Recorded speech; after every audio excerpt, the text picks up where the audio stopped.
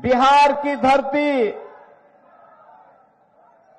ज्ञान की धरती है, प्रगति की धरती है, समृद्धि की धरती है और संभावनाओं की धरती भी है। महात्मा बुद्ध को ज्ञान इसी धरा ने प्रदान किया था। 24वें तीर्थंकर भगवान महावीर इसी बिहार की धरती में जन्मे थे। देश के पहले राष्ट्रपति डॉक्टर राजेंद्र प्रसाद जी की जन्मभूमि भी बिहार है। और बहनों और भाइयों, ये बिहार की ही धरा है जिसने लोकनायक जयप्रकाश नारायण को जन्म दिया। जननायक कर्पूरी ठाकुर को जन्म देने वाली धरा भी बिहार ही है। आज उसी पावन धरा के सामने आरजेडी और कांग्रेस का ये जो महागठबंधन बना है, इन लोगों ने पहचान का संकट खड़ा कर दिया था। बहनों और भाइयों, ये वही लोग हैं, याद करिए, विश्वविख्यात नालंदा विश्वविद्यालय देने वाला बिहार, आचार्य चाणक्य और आर्यभट्ट को देने वाला बिहार, चंद्रगुप्त मौर्य के नेतृत्व में भारत के स्वर्ण युग को लाने वाला बिहार, कांग्रेस और आरजेडी के कारण पहचान के संकट के दौर से गुजरा था। ये वही लोग हैं। अब याद करिए अपने गौरवशाली अतीत को। नालंदा विश्वविद्यालय में दुनिया पढ़ने के लिए आती थी। कहते हैं नालंदा विश्वविद्यालय में दुनिया की आबादी कम थी, लेकिन एक साथ 10,000 स्नातक पढ़ करके निकलते थे नालंदा विश्वविद्यालय से। और बहनों और भाइयों, दुनिया को नालंदा विश्वविद्यालय का गौरव देने वाला बिहार, ये लालटेन की धुंधली लाइट में पहचान के लिए मोहताज हो गया। याद करिए, वही बिहार जो दुनिया को ज्ञान देता था, महात्मा बुद्ध को ज्ञान प्रदान करने वाली धरा, किनके कारण साक्षरता में भारत में सबसे पीछे हो गया था। हम धन्यवाद देंगे नीतीश बाबू को, एनडीए के नेताओं को, जिन्होंने कांग्रेस और आरजेडी के कारण साक्षरता मात्र 33% जिस बिहार की रह गई थी, उसको बढ़ा करके अब 75% तक पहुंचाने में सफलता प्राप्त की है।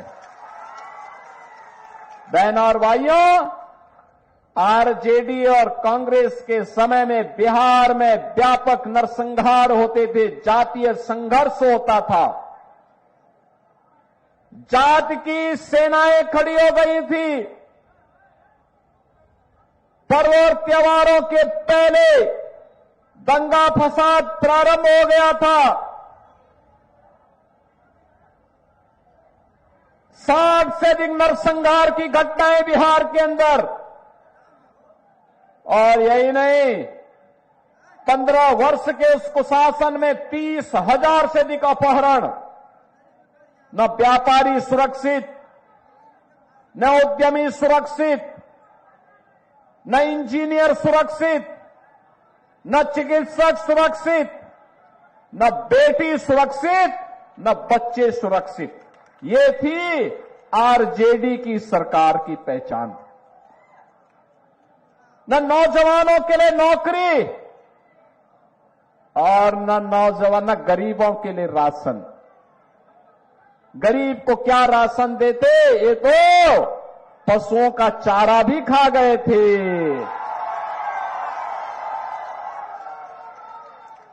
ये नौजवान को नौकरी क्या देते, अरे ये तो आपकी नौकरी के नाम पर आपकी जमीन को भी हड़प जाते थे।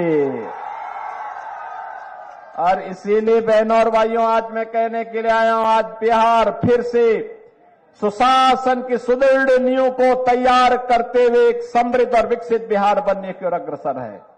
नया बिहार प्रधानमंत्री मोदी जी का मार्गदर्शन है, नीतीश बाबू का नेतृत्व है। आज बिहार रोड की कनेक्टिविटी है, आज बिहार में रेल की कनेक्टिविटी है, एयर कनेक्टिविटी है। आज बिहार के अंदर इनलैंड वाटरवे की सुविधा है, मेट्रो का भी संचालन होने लग गया है।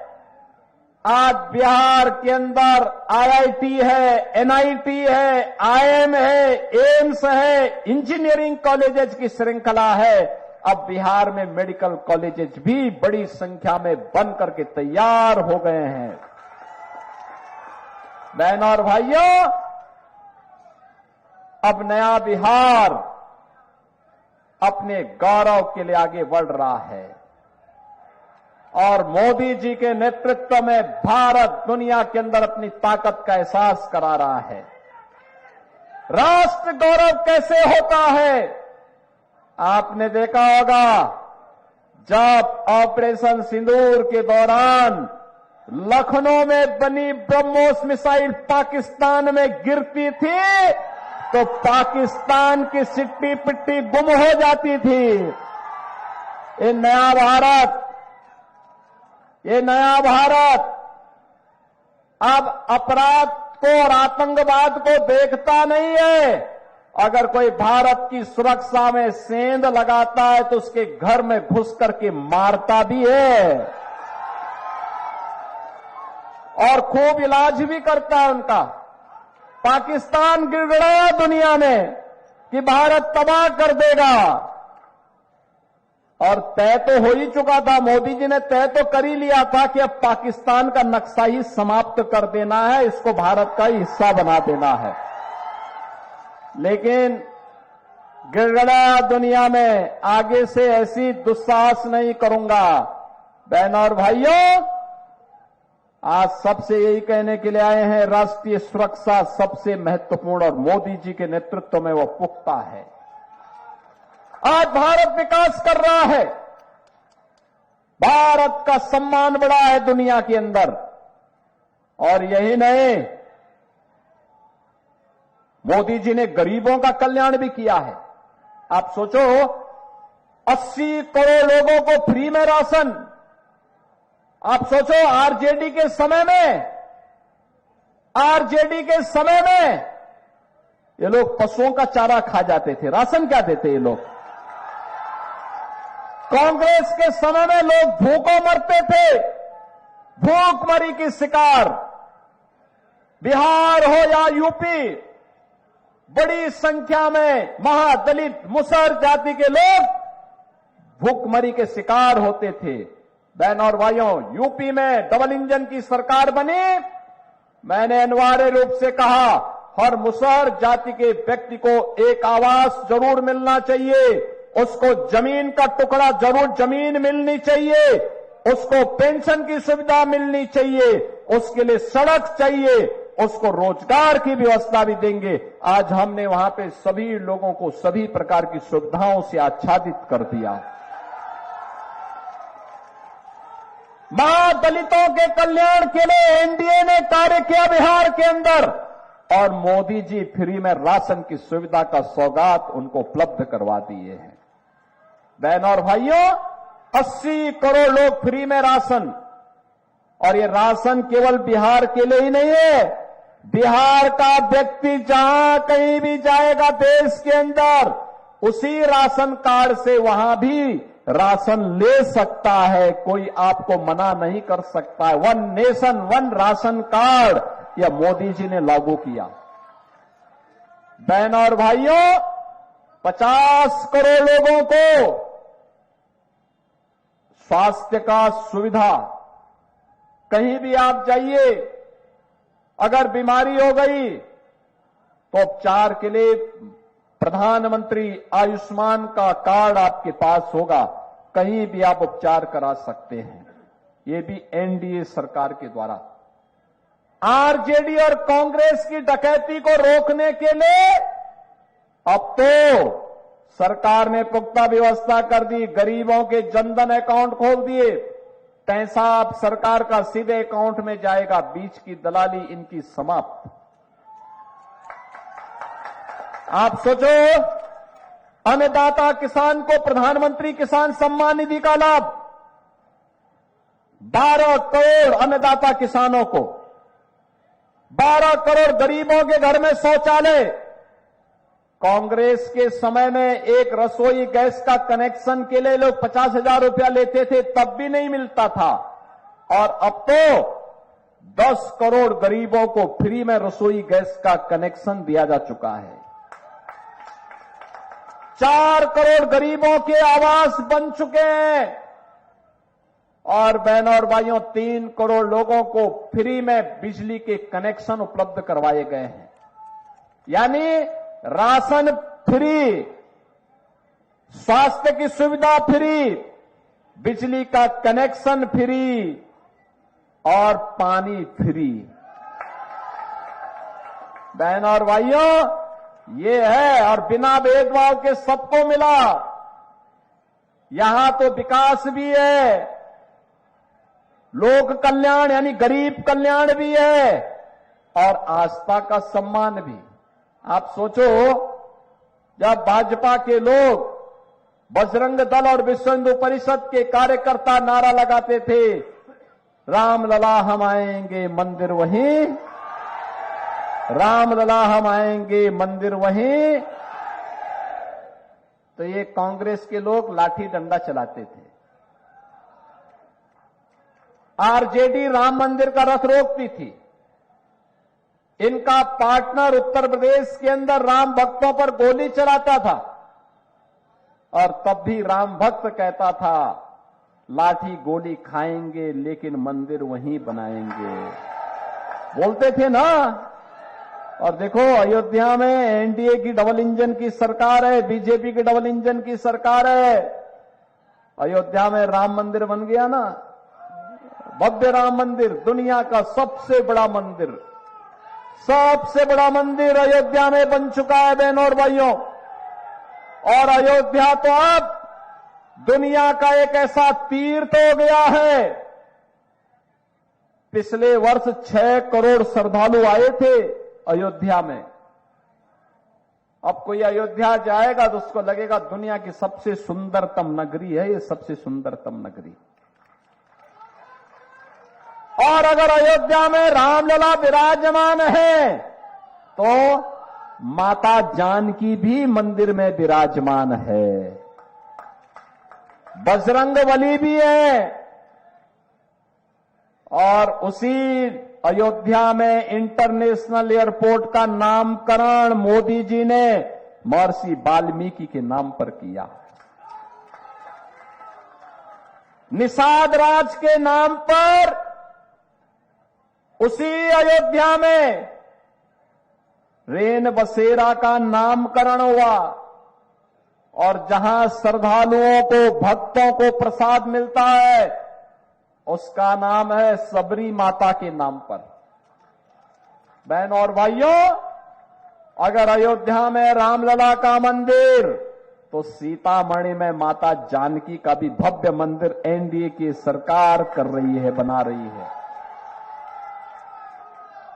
बहनों और भाइयों, विकास भी है, विरासत भी है। तो अयोध्या को, सीतामढ़ी को जोड़ने के लिए 6,155 करोड़ रुपए का एक नया मार्ग कॉरिडोर के रूप में हम लोग विकसित कर रहे हैं इस समय। अब क्या नहीं है बिहार के लिए, सब कुछ है। बस सुशासन की सुदृढ़ नींव पर एक मजबूत इमारत का निर्माण करके समृद्ध और विकसित बिहार के निर्माण को आगे बढ़ाना है। और इसीलिए हम लोग आए हैं। यह कार्य सुरक्षा के ही माहौल में होता है।